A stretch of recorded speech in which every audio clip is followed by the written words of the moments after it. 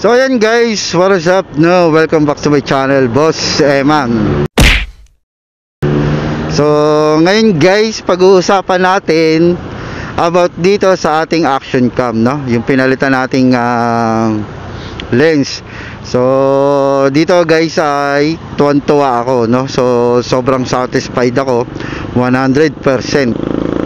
Kaya ako na satisfied dito guys kasi kung makikita nyo dito sa ating video, yung dalawang salamin ng ating motor at yung panel gauge is kitang kita, no?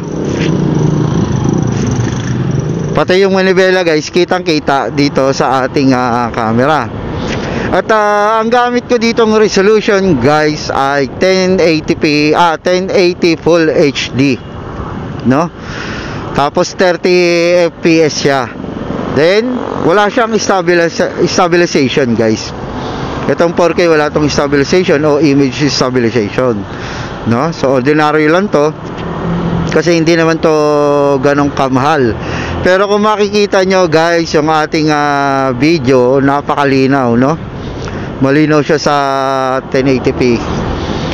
So kadalasan guys, kasi kaya 1080 ang ginagamit natin at 30 fps dahil sa ating lugar. So alam nyo naman na dito sa Pinas hindi naman kalakasan ang signal, no? At nakadepende rin sa lugar. Kaya kaya 1080p tayo guys para hindi ma-full agad yung ating memory card. Kasi itong ating memory card na nilagay natin dito ay 32 gig lang. So kaya nilagay natin yung para hindi agad ma-full. At isa pa guys, kaya ako natuwa kasi 'di ba nung DIY natin to, kinabit natin, no? Tapos nagkaroon tayo ng review. So pagkatapos nun nagkaroon tayo ng rides. So itong mapapanood yun nung last video guys, itong last upload ko, no? Ayan, ito na yung gamit natin, yung AUSEC na lens na 185, no? Kasi yung sa ating kinabit noon na GoPro Hero 4 is 170 angle lang yun. So yung panel natin hindi pa kasi makita at yung side mirror natin ay talagang hanggang dito lang, yung ano lang, no? Hindi buo nakikita. Kaysa dito sa ating bagong kinabit na DIY na AUSEC na 185 degrees o angle. So napakalawak kung mapapansin nyo guys. Kita na tong ating manibela at sakop na sakop yung side mirror, no? Tapos kahit nakababa siya guys, kita pa din yung harapan natin, pati yung konting taas ng ng ulap, no? Kaya sobrang satisfied ako dito guys. At about naman doon sa image stabilization, so hindi na big deal sa akin yun. So ayos lang. Kasi merong iba, kung mapapansin nyo, kung nakakapanood kayo ng ibang motovlogger, is tinatanggal nila yung stabilization.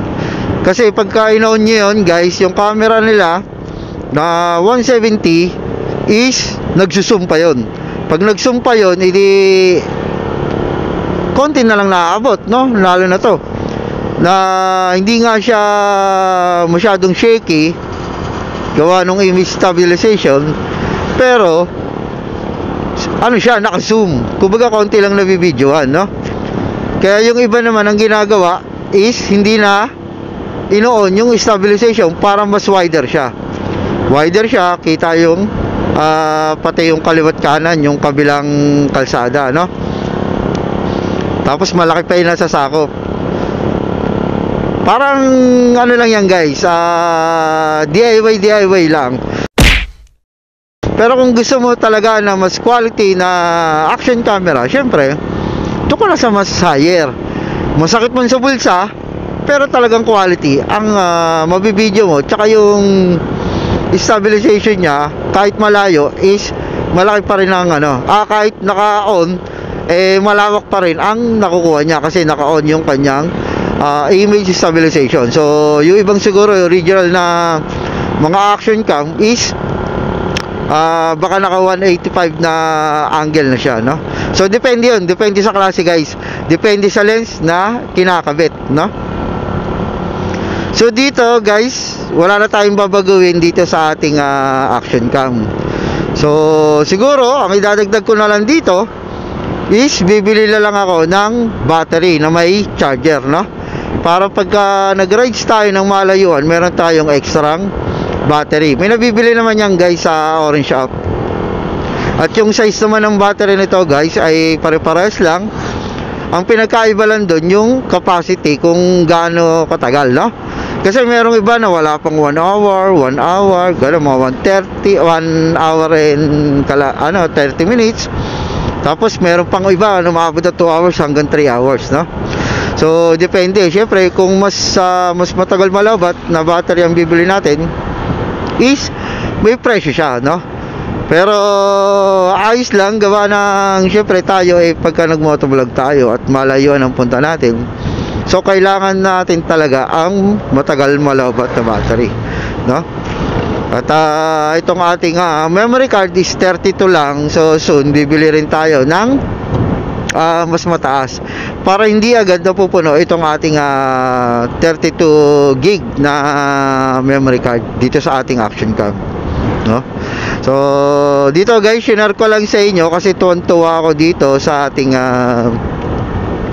DIY na action cam, no? Kasi kung mapapansin nyo guys, kitang kita yung ating manibela, side mirror. So parang naka super wide siya, no? Kahit kayong manonood guys, parang syempre feeling nyo na kayo na rin nagmamaneho, no? O nagdadrive, kasi nga dahil dito sa ating action camera na DIY 185 na AUSIC, no? 185 angle. So okay na okay, kaya tuwan-tuwa ako dito sa DIY natin na action camera.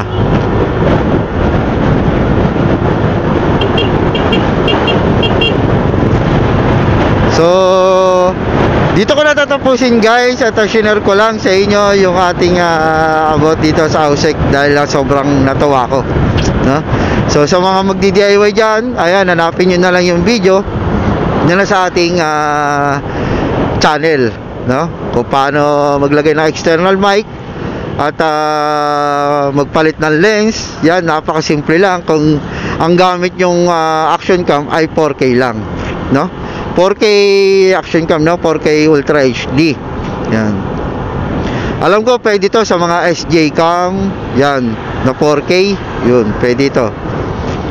Tapos ang kagandahan pa dito guys, nakalagay na ito sa ating waterproof case.